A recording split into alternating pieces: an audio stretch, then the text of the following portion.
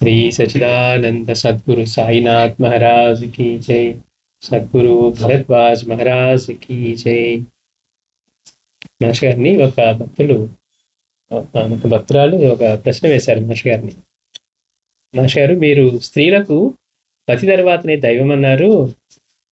మీరన్నది సాధుభక్తులైన భర్తల విషయంలో నిజం కావచ్చు, కానీ మానవత్వమే లేక వర్తించే వారి విషయంలో అది ఎలా సమంజసం అంటున్నారు. ప్రశ్న ఏంటి? మీరు స్త్రీలకు పతి తర్వాతనే దైవం అన్నారు. మీరన్నది సాధుభక్తులైనటువంటి భర్తల విషయంలో నిజం కావచ్చు, కానీ మానవత్వమే లేక వర్తించే వారి విషయంలో అది ఎలా సంభవం? మనం ఎట్లా ఉంటుందంటే, పక్కన వాళ్ళు మంచి వాళ్ళైతే మనం మంచి వాళ్ళగా ఉందాం అనుకుంటాం, పక్కన వాళ్ళు చెడ్డవాళ్ళండి వాళ్ళతో మంచిగా ఎట్లా ఉంటాం అనేది మన ఆలోచన. మనం మంచిగా ఉండాలంటే వాళ్ళతో సంబంధం లేకుండా ఉండగలగాలి, అప్పుడే మనం మంచిదనం. మీరు మంచిగా ఉంటే మీతో మంచిగా ఉంటామండి అనే మాట ఉందనుకోండి, మనకు అలాంటి వాళ్ళే దొరకరు. మనం మంచి వాళ్ళం కూడా కాదు. ఇప్పుడు ఇక్కడ కూడా అంటున్నారు, వాళ్ళు మీరు మీకు ఆడవుతారంటుంది సాగుతుంది కదా, ఆ చెడు వాళ్ళతో కూర్చున్నాం మనం అది అయిపోతాను భయంతో కంగారు వచ్చేసి. కనుక ఇక్కడ భర్తలు గనక సాధువర్తనలు అయితే అప్పుడు పతి తర్వాతనే దైవం అనేది సమంజసంగా ఉంటుంది. కానీ కొంతమంది భర్తలు ఇట్లా మానవత్వమే లేకుండా ప్రవర్తిస్తూ ఉంటారు. మరి అది ఎట్లా సమంజసం అని అడిగితే మహర్షి గారు చెప్తున్నారు, ఋషుల విషయంలో కూడా ఒకసారి గురువుని తలచి ఆశ్రయించిన తర్వాత ఆ గురువుని ఎట్టి పరిస్థితుల్లోనూ త్రిమూర్తి ఆత్మకుడుగాను పరబ్రహ్మగాను విశ్వసించి సేవించాలన్నది ఆచారము అంటున్నారు మహర్షి గారు. అంటే చూసేవాళ్ళకి ఎలా ఉంటుందంటే, ఇదేదో స్త్రీల పట్ల ఇట్లా కఠినంగా పెట్టారేమో నియమాలు అని మనకి అనిపిస్తుంది. ఎందుకని? మనకి ప్రతి ఒక్కళ్ళకి కూడా గురువుని ఆశ్రయించి ఆయన అనుగ్రహంతో ఈ దుఃఖ వలయంలోంచి బయటపడి తన నిజస్వరూపాన్ని తెలుసుకోవటం, ఆనంద స్వరూపాన్ని తెలుసుకోవటమే లక్ష్యం అనే విషయం మరిచి మనం అందులో ప్రవర్తిస్తూ ఉన్నాం. కానీ భార్యాభర్తల విషయంలో మాత్రం ఇంకా అది అట్లా విడిపడలేదు కదా. నువ్వు గురువు కోసం ప్రయత్నించినా లేకపోయినా, మోక్షం కోసం ప్రయత్నించినా లేకపోయినా ఇందులో ఉంది కాబట్టి ఇక్కడ వీళ్ళకి మాత్రం గట్టిగా నియమాలు పెట్టినట్టుగా లేకపోతే కఠినంగా ఉన్నట్టుగా అనిపిస్తూ ఉన్నాయి. కానీ పురుషుల దగ్గరికి వచ్చేసరికి వెళ్ళి ప్రతి వాళ్ళు గురువుని ఆశ్రయించి వాళ్ళు కూడా సేవ చేసి తరించాలి అన్నది లేకపోవటం వల్ల మనకి ఇలా కనపడుతూ ఉంది. అందుకని మహర్షి గారు అంటారు, మొదట ఎలా చెప్తున్నారంటే మనం అర్థం చేసుకోవడానికి, పురుషుల విషయంలో కూడా ఒకసారి గురువుని తలచి ఆశ్రయించిన తరువాత ఆ గురువుని ఎట్టి పరిస్థితుల్లోనూ త్రిమూర్తి ఆత్మకుడుగాను బ్రహ్మగాను విశ్వసించి సేవించాలి అన్నది ఆర్షాచారం. పురుషులకు కూడా ఇలాంటి ధర్మం విధించబడిందండి. ఒకసారి గురువుని ఆశ్రయించి పరబ్రహ్మాన్ని ఆశ్రయించిన తరువాత ఇంక మళ్ళీ వేరే ఇదే లేదనమాట. ఆయన్ని అట్లానే విశ్వసించి సేవించాలని ఆచారం. ఉపనిషత్తుల్లో ఎందరో గురువులు ఎంతో అమానుషంగా శిష్యులను బాధ పెట్టినట్లు చూడండి. ఉపనిషత్తుల్లో ఎందరో గురువులు ఎంతో అమానుషంగా శిష్యులను బాధ పెట్టినట్లు అయినా ధైర్యాన్ని, అంటే బుద్ధి విడువక వారిని నిశ్చల విశ్వాసంతో సేవించి కృతార్థులైన వారందరి గురించి వర్ణింపబడ్డది. మనకి పురాణాల్లో తీసుకున్నా, ఉపనిషత్తుల్లో తీసుకున్నా కానీ ఎలాంటివి వింటామంటే, మనం కొంతమంది గురువులు ఎట్లా ప్రవర్తించారు అంటే అమానుషంగా అంటే అంత కఠినంగా శిష్యుల పట్ల ప్రవర్తించినట్లుగా ఉంటుంది. మనం శ్రీగురు చేతుల్లో కూడా చూస్తాం. కనుక ఎందరో గురువులు ఎంతో అమానుషంగా శిష్యులను బాధ పెట్టినట్లు అయినా ఎవరైతే ధైర్యాన్ని విడువక వారిని నిశ్చల విశ్వాసంతో సేవించి కృతార్థులైన వారందరి గురించి మనకి వర్ణించబడ్డది. అలా కాక ఆ గురువుని విడిచిన వాడి ముఖం చూడకూడదన్న విషయం శ్రీ గురు చరిత్రలో చూడవచ్చు. స్వామి, నా గురువు నాకేమి నేర్పట్లేదని నేను వదిలేసి వచ్చాను అన్నారు. శ్రీ గురుడు ఏమన్నారు? నీ ముఖం కూడా చూడకూడదు అన్నారు. అంటే ఏంటి? గురువుని విడిచి వస్తే అంత పాపం అని. అంటే పురుషులు గురువుని సేవించేటప్పుడు కూడా ఎటువంటి నియమాలు పెట్టారు, ఆయన్ని ఎలా ఆశ్రయించి సేవించాలి. చూస్తానికి మనకి కఠినంగా అనిపిస్తుంది. గురువుకి మన శ్రేయస్సు తప్పితే వేరే ఏం పట్టదు. ఎంతసేపటికి మన శ్రేయస్సు ఇవ్వాలని మనమేమనుకుంటాం, మనకు అనుకూలంగా ఉండాలనుకుంటాం మన ఇదంతా కూడా. అందుకని గురువుని వచ్చిన వారి ముఖం కూడా చూడకూడదని మనకి శ్రీగురు చరిత్రలో శ్రీగురుడు చెప్తాం ఉన్నది. కనుక అలానే దీపకుడు అనే శిష్యుని కాశీలో పుష్టి వ్యాధితో బాధపడుతున్న గురువు ఎంతో క్రూరంగా చిత్రహింసలు పెట్టినా చలించక సేవించి కృతార్థుడైనట్లు చెప్పబడ్డది. మనకి శ్రీ గురు చేతుల్లో ఈ వృత్తాంతం చూస్తే మనకి ఆశ్చర్యం వేస్తుంది. దీపకుటి వృత్తాంతం చూస్తే గురువు ఎన్ని రకాలుగా ఆయన్ని బాధిస్తూ ఉన్నా, ఆయన అప్పటిదాకా ప్రేమ స్వరూపి, ఆ వ్యాధి వచ్చిన తర్వాత ఎలా ప్రవర్తిస్తున్నాడంటే ఒక్కసారిగా ఇంత కఠినంగా ఆయన ఎన్ని సేవలు చేస్తూ ఉన్నా కానీ ఇంకా ఈ సేవ దగ్గర ఏమన్నావా, నాకు ఇంకే భోజనం తీసుకురాలని తిడుతూ లేకపోతే ఇంత చేస్తూ ఉన్నా కానీ అతను ఏ మార్పు లేదు. పైగా ఎంతో అతన్ని భక్తితో సేవించి అక్కడ వెళ్ళి విశ్వనాథుని కూడా దర్శించకుండా గురువే సకల దేవతా స్వరూపం అని ఆయన విశ్వసించి అంతగా సేవ చేస్తూ ఉన్నాడు. కనుక ఎంతో క్రూరంగా చిత్రహింసలు పెట్టినా చలించక సేవించి కృతార్థుడైనట్లు చెప్పబడ్డది. అసలు జరిగింది ఏమంటే భాగవతంలోని భిక్షుగీతలో చెప్పినట్లు మనకి ఎవరి వల్ల ఏ కష్టం కలిగినా అది పూర్వ పాపకర్మ ఫలితమే. ఇది ముఖ్యమైన విషయం. మనకి ఎట్లా ఉంటుందంటే మనం పరిమితం, మనకి గత జన్మల జ్ఞానం ఉండదు. ఉందనుకోండి ఇంకా గందరగోళం పెట్టి. మనకి గత జన్మల జ్ఞానం ఉండకపోవటం వల్ల మనం ఏమనుకుంటాం, ఏమోనండి నాకు తెలిసి ఏం తప్పు చేయలేదు అంటూ ఉంటాం. ఎన్ని చేసినా కానీ మనం వాడే మాట నాకు తెలిసి ఏం తప్పు చేయలేదు, ఒకళ్ళు తెలియక చేశానేమో అనే ఒక చాటున మనం ఆ మాట చాటును లాగుతూ ఉంటాం. తెలుసో తెలియక చేస్తుంటామండి అనే మాట అంటున్నామే కానీ గత జన్మల్లో ఎలాంటి కర్మలు చేశామో అంతకుముందు జన్మల్లో చేసి ఇవన్నిటి ఫలితం అనే విషయం మనకు అవగాహన లేనప్పుడు ఏమవుతుంది, అసలు ఇలాంటి ఆలోచన ఉండదు, మనల్ని వాళ్ళే బాధ పెడుతున్నారు అనిపిస్తుంది. అందుకని మాస్టర్ గారు ఏం చెప్తున్నారంటే మనకి ఎవరి వల్ల, ఇది భిక్షగీతలో చెప్పబడిందట, భాగవతంలోని భిక్షగీతలో చెప్పినట్టుగా మాస్టర్ గారు అంటున్నారు, మనకి ఎవరి వల్ల ఏ కష్టం కలిగినా అది పూర్వ పాప కర్మ ఫలితమే. ఆ కష్టం అనుభవించవలసిన పాపకాలం వచ్చినప్పుడు ఏ విధంగానైనా అది తప్పదు. అనుభవించడానికి వచ్చినప్పుడు తప్పించుకోవాలంటే కుదరదు. అప్పు చేసాం, కడతామని ఏదో నెట్టుకుంటూ వచ్చాం, ఎప్పుడొకప్పుడు మీద వచ్చి కూర్చుంటారు కదా, మీరు అప్పు కట్టాల్సిందే తీర్చాల్సిందే అని తెలుసు మనం చేసాం. మనకి ఇప్పుడు ఏమవుతుంది, ఆ జ్ఞానం లేకపోవడం ఏమండి నేను తప్పు చేయలేదు అనే మాట మాట్లాడుతూ ఉన్నాం. ఈ ప్రకృతి అంతా ఏ ధర్మాల చేత నడపబడుతూ ఉందో ఇలాంటివి చేస్తే మనకి బుద్ధి చెప్తూ ఉన్నా ఒకసారి మనం దాటి వేసి చేస్తూ ఉంటాం. అందుకని ఈ విషయం మనం ఎప్పుడు గుర్తుపెట్టుకోవాల్సింది, మనకి ఎవరి వల్ల ఏ కష్టం కలిగినా అది పూర్వ పాప కర్మ ఫలితమే. మనం ఏమనుకుంటాం, వాళ్ళు కష్టపెట్టారనుకుంటాం. అందుకని ఆ కష్టం అనుభవించవలసిన పాపకాలం వచ్చినప్పుడు ఏ విధంగానైనా అది తప్పదు. మంచి గురువుని ఆశ్రయించిన శిష్యుడి పాపకర్మ క్షయం కావటానికి మనల్ని వారే అంతగానూ కష్టపడతారు. మంచి గురువుని ఆశ్రయించినా కానీ మనం మిలారేపని చూస్తాం. మిలారేపే చరిత్రలో మనలాంటి వాళ్ళకి ఆఖరి గురుపత్ని కనిపిస్తుంది, ఏంటి ఈయన ఇంత కష్టపెడుతున్నారండి.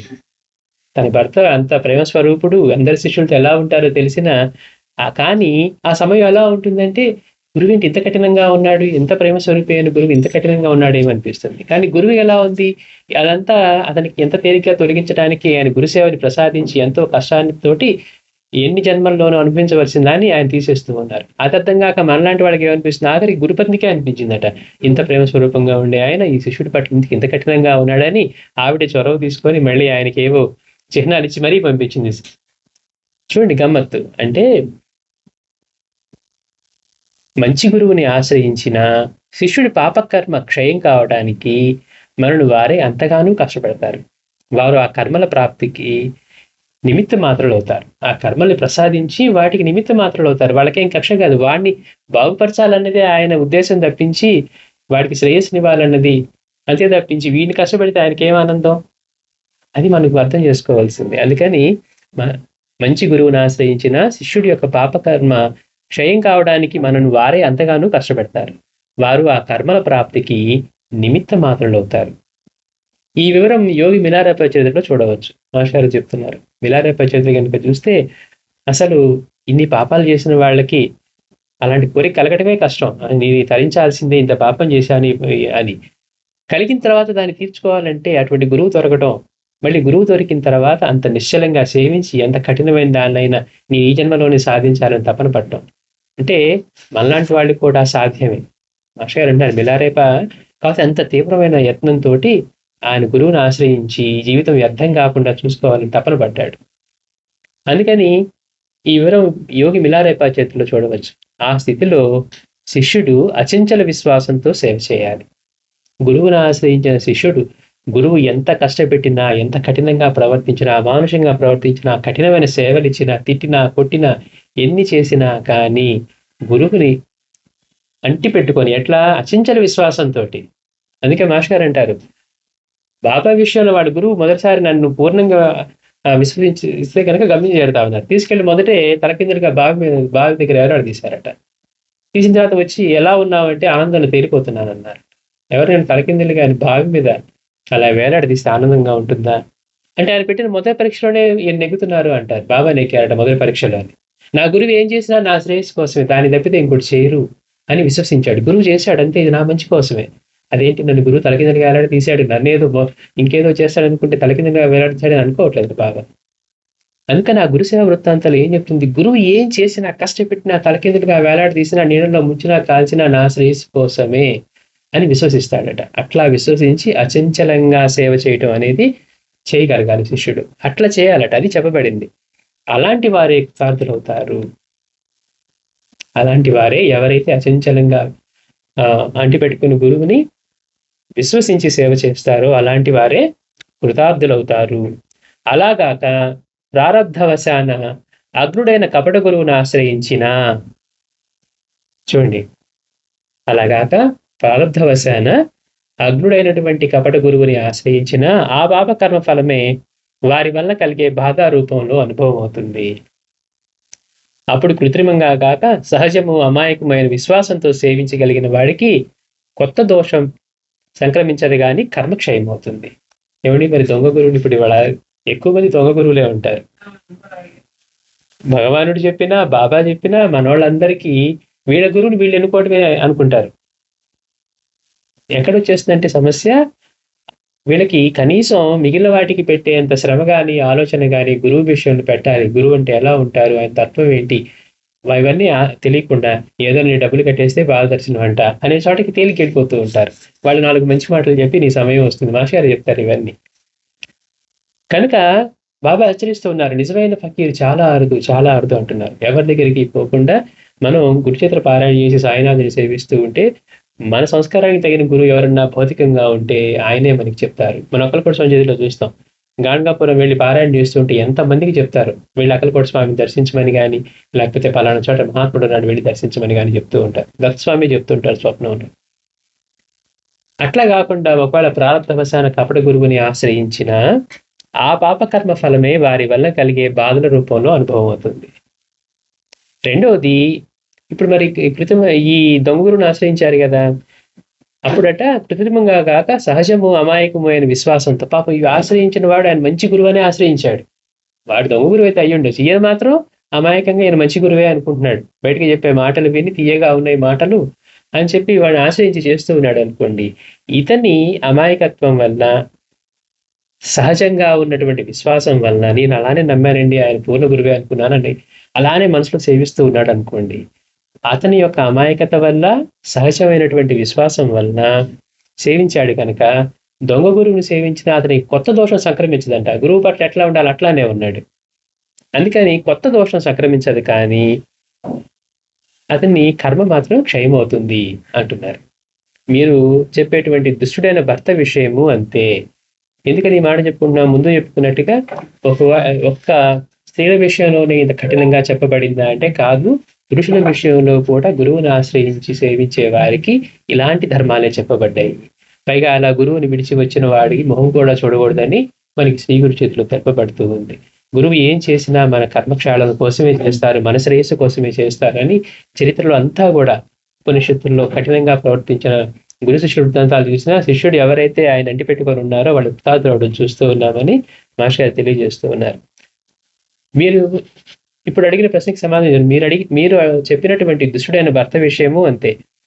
అటు కపట గురువు దాపరించిన పురుషుడు గాని, ఇటు దుష్టుడైన భర్త దాపరించిన స్త్రీకి గాని వారి పూర్వకర్మ ఫలంగానే అలాంటి వారి పాలిట పడతారు. పురుషుడు ఒక దొంగ గురువు పాలిట పడి బాధించబడుతూ ఉన్నాడు చూడండి, ఏ శ్రేయస్సు లేకుండా కర్మక్షాళన అవుతుంది. వాళ్ళ చేత బాధించబడుతూ ఉన్నాడు, దోచుకోబడుతూ ఉన్నాడు, సేవల్లో కానివ్వండి, ధనంలో కానివ్వండి, ఏదన్నా కానీ. ఇక్కడ దుష్టుడైన భర్త విషయము అంతే. ఆ అటు కపట గురువు దాపరించిన పురుషుడు గాని, ఇటు దుష్టుడైన భర్త దాపరించిన స్త్రీ గాని పూర్వకర్మ ఫలంగానే అలాంటి వారి పాలిట పడతారు. మనం చేసుకున్న గత జన్మల యొక్క ఫలితంగానే, కర్మల యొక్క ఫలితంగానే అలాంటి వారి పాలిట పడతారు. సర్వకర్మ ఫలప్రదాత అయిన భగవంతుడు సర్వగతుడు. వారి కర్మను అనుసరించి వారికి ఆ రూపంలో తారసిల్లి వారి కర్మ ఫలాన్ని వారికి అందజేస్తాడు. చూడండి గమ్మత్తు. భగవంతుడు సర్వగతుడు, ఆయనే సర్వకర్మలకి ఫలప్రదాత. చెప్పినా కానీ ఒరే మంచి కర్మ చేసుకుంటే నీకు ఈ ఫలితం వస్తుంది అన్న దాన్ని అంటిపెట్టుకుని చేసేవాళ్ళు ఎక్కడున్నారు మనకి? చుట్టూ చూస్తే మనకు కనపడి ఈ ఇంతటి స్వార్థంతో వీటి నిండిపోయిన ఈ సమాజంలో కర్మలు చేయటం దగ్గరికి వచ్చేసరికి మనం స్పష్టంగా కనపడుతూ ఉంటుంది. అంటే ఎవరి స్వార్థమే వారికి కానీ అసలు పక్కన వాళ్ళ గురించి ఆలోచించడం కానీ, ధర్మంగా ఉండాలనే ఆలోచన కానీ లేనట్టుగానే ఉంటుంది పూర్తిగా. అందుకని సర్వకర్మ ఫలప్రదాత భగవంతుడు సర్వగతుడు వారి కర్మలను అనుసరించి వారికి ఆ రూపంలో తారసిల్లి, అన్ని రూపాలు ఆయనేగా ఉంది, వారికి ఆ రూపంలో తారసిల్లి వారి కర్మఫలాన్ని వారికి అందచేస్తాడు. ఆ స్థితిలోనూ అచంచలమైన పాతివ్రత్యంతో పతియే దైవమని విశ్వసించి సేవించగలిగిన స్త్రీలు బ్రహ్మజ్ఞానాన్ని పొందారు. మరి మహాపతివ్రతుల గురించి మనం చూస్తాం. భర్త ఎంత కష్టపెడుతూ ఉన్నా, కోరరాని కోరికలు కోరుతూ ఉన్నా, మనకి ఏంటి ఇలాంటి కోరిక కోరాడు అనిపిస్తూ ఉన్నా ఆవిడ కనిపించదు. ఆ సేవ చేయడానికే సిద్ధంగా ఉంటుంది. అలా సేవ చేసి అంటిపెట్టుకొని వారు తరించి బ్రహ్మజ్ఞానులయ్యారట. అందుకని ఆ స్థితిలోనూ అచంచలమైన పాతివ్రత్యంతో, అంటే పతియే దైవమని విశ్వసించి సేవించగలిగిన స్త్రీలు బ్రహ్మజ్ఞానాన్ని పొందారు. ఇందుకు చివటమ్మ గారు ఒక చక్కని ఉదాహరణ. అలా సేవించలేని వారైనా కనీసం నిర్లిప్తంగానైనా సహనంతో ఉండాలి, కానీ ద్వేషాన్ని వహిస్తే, ఏమండి మంచివాడైతే మంచిగా ఉంటాం, ఆయనేమో ఇంత బాధించేవాడే, మరి అంత మంచిగా ఎలా ఉంటాం అని మన సమస్య అంతా కూడా. పక్కన వాళ్ళు మంచిగా ఉంటే సహజంగా మనం మంచిగా ఉండక తప్పదు. కనుక ఇట్లా సేవించలేని వారు ఏం చేయాలట? భర్త కఠినంగా ఉంటున్నాడు అని సేవించలేకపోతున్నాం అనుకున్నారు అనుకోండి.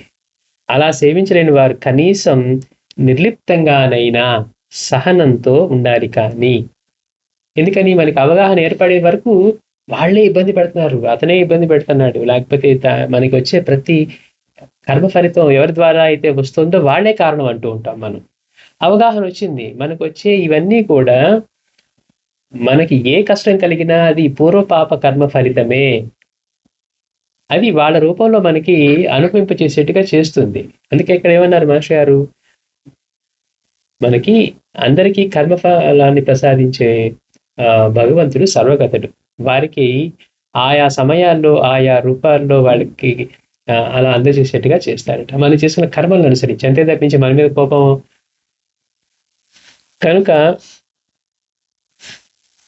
అట్లా భర్తని సేవించలేని వారు కనీసం నిర్లిప్తంగానైనా సహనంతో ఉండాలి. కానీ ద్వేషాన్ని వహిస్తే ఏం చేస్తాం? ఎదుర్కోలేక మనసులో ద్వేషాన్ని వహించామనుకోండి, అలా ద్వేషాన్ని వహిస్తే ఆ కర్మబంధం వలన మరుజన్మలో ప్రతీకారానికై మరలా ఆ వ్యక్తితోనే రుణం చేత బాధపడతారు. ఇప్పుడు కష్టపడలేకపోతున్నామండి, ఇప్పుడు బలహీనంగా ఉన్నాం, మనం ఎలాగ మౌనంగా లోపల భరించి ద్వేషాన్ని వహించి ఇది ఎప్పుడు తెంచుకుందామా అని లోపల అంత ఇదిగా ఉండి ఇలా చేస్తూ ఉన్నారనుకోండి. బాబా చెప్తున్నారు రుణానుబంధాన్ని గుర్తుపెట్టుకో అంటే మళ్ళీ జన్మలకి ఇక్కడ కాదు, ఇక్కడ మనం క్లియర్ చేసుకోవడానికి బదులు మళ్ళీ జన్మలకి అలాంటి రుణానుబంధాన్ని మనం ఏర్పరచుకొని మళ్ళీ వాళ్ళ ద్వారా ఆ బాధను పడటానికి మనం మళ్ళీ వాళ్ళతోటే ఇలాంటి బంధాలు కొనసాగుతాయట. అందుకే మాస్టర్ అంటారు, భార్యాభర్తల విషయంలో ఇలాంటి కనుక గొడవలు ఇలాంటి సమన్వయం లేకుండా కనుక జీవించడం మొదలు పెడితే వీళ్ళే మళ్ళీ ఎందుకని ఒక మాట అంటే 10 మాటలు 100 మాటలు ఒక రోజు కాదు 2 రోజులు కాదు, జీవిత కాలం అంతా ఇంతే. ఈ అవగాహన లేకుండా మనం ఎందుకు వచ్చామో ఎందుకు పుట్టామో తెలియదు, కానీ ఈ లోపల మాత్రం ఎన్నో జన్మలకు కావాల్సినటువంటి దాన్ని అంతా సిద్ధం చేసుకొని వెళ్తాం. ఎందుకు మనకి సత్సంగం అవసరం అంటే ఇందుకు. మాస్టర్ గారు చెప్పే మాటలు వింటే తప్పించి ఇలాంటి విషయం మనకు అర్థం కాదు. బాబా చెప్పిన రుణానుబంధాన్ని గుర్తుపెట్టుకో, అన్ని రూపాల్లో నేనే ఉన్నాను, ఎవరేమన్నా నేను నిందిస్తే సహనంగా ఉండు, అక్కడి నుంచి అది భరించలేకపోతే అక్కడి నుంచి వెళ్ళిపో. ఆయన ఇన్ని మాటలు చెప్పినా మన శ్రేయస్సు కోసం, బాబా నువ్వు చెప్తావులే నీకేమి, మాకు అహమే ఎక్కువ, ఒక మాట అనగానే 10 మాటలు అంటే కానీ మాకు సమాధానం పడదు. అంటే ఇక్కడ ఎందుకు చెప్తున్నారు బాబా? మళ్ళీ ఇలాంటి రుణానుబంధాల్లో చిక్కుకొని మళ్ళీ మళ్ళీ జన్మల్లో మనకి ఉత్తమ శ్రేయస్సును చేకూర్చుకునేటువంటి జన్మనిచ్చినా మళ్ళీ దాన్ని మనం దుర్వినియోగపరుచుకొని మళ్ళీ జంతు జన్మలకు వెళ్ళటానికి సిద్ధంగా ఉన్నామా? మనం ఆయన పట్టుకొని ఈ విషయాన్ని తెలుసుకొని మౌనంగా ఉండగలిగితే, చూడండి ఎవరన్నా తిట్టేటప్పుడు మౌనంగా ఉంటే ఎక్కువ తిట్టలేరు పక్కన వాడు కూడా. ఎన్ని తిట్టినా వేస్ట్, పక్క నుంచి రెస్పాన్స్ కూడా రావట్లేదు. మనం అది రెస్పాండ్ అయ్యామనుకోండి, వాళ్ళకు కూడా అప్పుడు ఇంకా ఎక్సైట్ అయిపోతారు, ఇంకా తిట్టాలని. తిట్టేప్పుడు కనుక నిజంగా మనం ఒక్క 2 నిమిషాలు రెండిటికి ఏమీ వినపడినట్టుగా ఉన్నాం అనుకోండి, పక్కన వాళ్ళు తిట్టడానికి కూడా వాళ్ళకి ఆసక్తి ఉండదు. పక్క నుంచి రెస్పాన్స్ వస్తూనే ఎంగేజ్ అవుతేనే వాళ్ళు తిట్టగలుగుతారు. అందుకని అట్లా తీసుకున్నా కానీ అంటే మనం గుర్తుపెట్టుకోవాల్సింది ఏమంటే నేను బయటికి తిట్టలేదు కదా, మనసులోనే అనుకున్నాను, ఈ బాధ భరించలేకుండా ఉన్నాను, ఈయన వల్లే నేను కష్టపడుతూ ఉన్నాను అనే మనం అటువంటి భావాన్ని వహించి మనసులో కనుక ద్వేషాన్ని వహించామా, ఆ కర్మబంధం వల్ల మరుజన్మల్లో మళ్ళీ ప్రతీకారానికై మరలా ఆ వ్యక్తితోనే రుణం చేత బాధపడతారు. అది ఎదురైనప్పుడు ఏమంటాం, నేను మంచివాడిని, వాడు మాత్రం మంచివాడే కాదు, వాళ్ళని కష్టపెడుతూ ఉన్నారు అంటాం. గత జన్మలో మన ప్రవర్తన ఇవన్నీ మనకి తెలియకపోవటం వల్ల. అందుకని ఇప్పుడు ఈ ధర్మం తెలిసింది కనుక ఇప్పుడు ఎలా ఉండాలి, మనకి ఇప్పుడు ఏర్పడిన జన్మలు, ఇప్పుడు ఏర్పడిన బంధాలు, మనకి వచ్చిన మనుషులు, మన జీవితంలోకి వచ్చిన వాళ్ళు, వీళ్ళందరూ మన రుణానుబంధాల వల్ల వచ్చిన వాళ్ళే. ఇప్పుడు ప్రతి విషయంలోనూ మనం బాబా చెప్పిన విషయాన్ని గుర్తుపెట్టుకొని రుణానుబంధాన్ని విశ్వసించి గుర్తుంచుకో అని చెప్తున్నారు. మీ దగ్గరికి ఏ ప్రాణి వచ్చినా కానీ రుణానుబంధం అంటే వస్తుంది.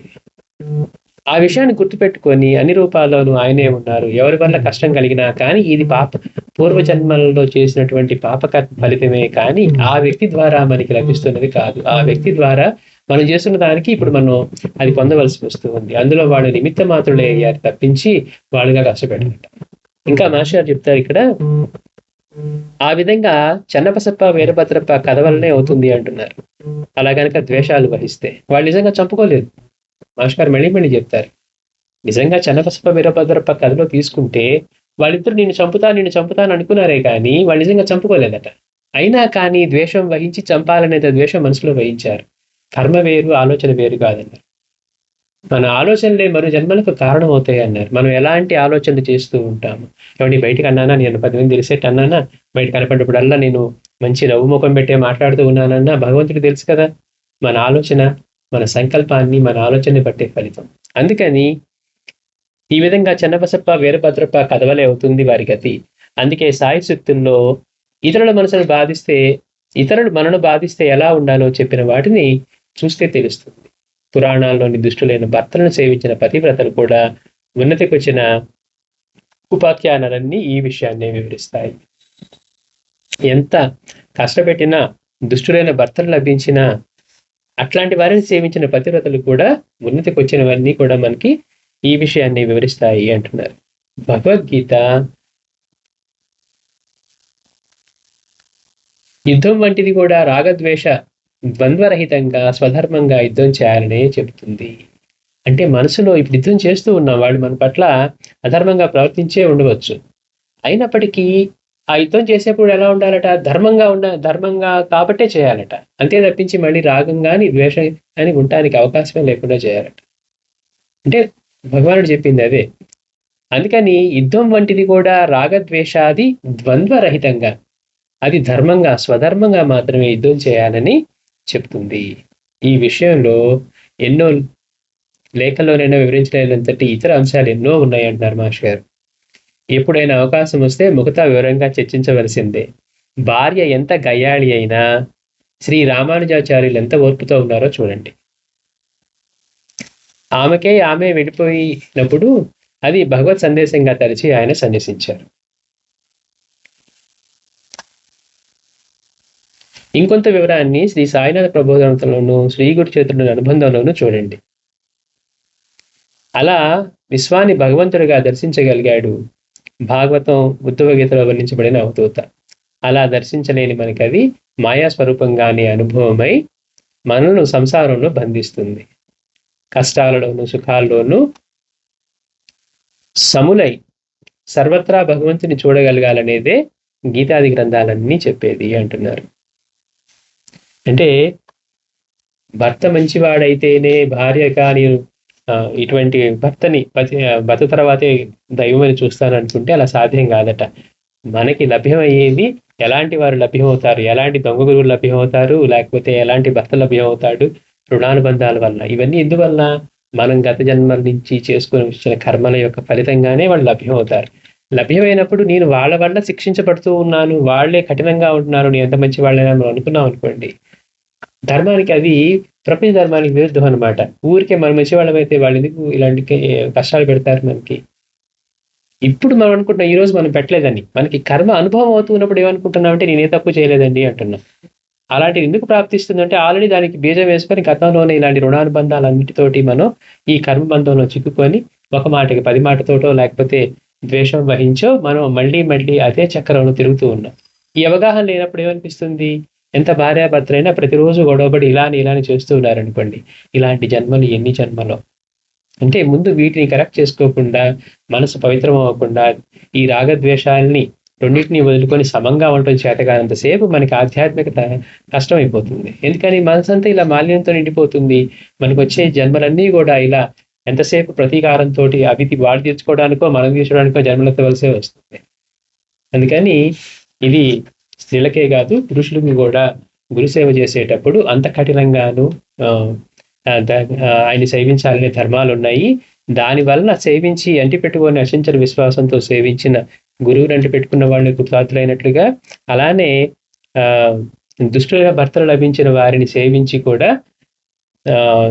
పతివ్రతలు ఉన్నతికి వచ్చారన్న వ్యాఖ్యానాలు ఎన్నో ఉన్నాయి అని మాష్ గారు తెలియజేస్తున్నారు. శ్రీ సచిదానంద సద్గురు సాయినాథ్ మహారాజ్ की जय।